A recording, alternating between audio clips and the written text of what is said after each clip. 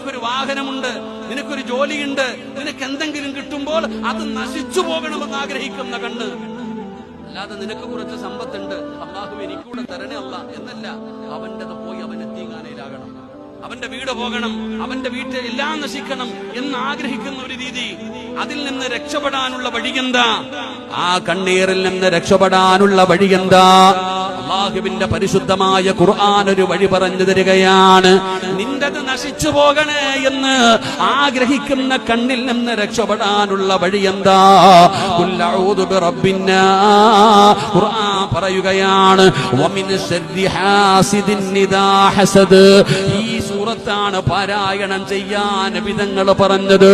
ഖുൽ അഊദു ബിറബ്ബിൽ ഫലഖ് മിൻ ശർരി മാ ഖലഖ് വമിൻ ശർരി ഗാസിഖിൻ ഇദാ വഖബ് വമിൻ ശർരി നഫാസാത്ത്. ഖുർആൻ പറയുകയാണ്, ഖുൽ അഊദു ബിറബ്ബിന്നാസ് മലിക്കിന്നാസ് ഇലാഹിന്നാസ് മിൻ ശർരിൽ വസ്വാസിൽ ഖന്നാസ്. പടച്ചവനെ, ഖുർആനിന്റെ 113, 14 സൂറത്തുകൾ, അതിനകത്ത് അല്ലാഹു കാവല് ചോദിക്കാൻ പറയുന്നല്ലോ. പടച്ചവനെ, കണ്ണീരിൽ നിന്ന് രക്ഷപ്പെടാൻ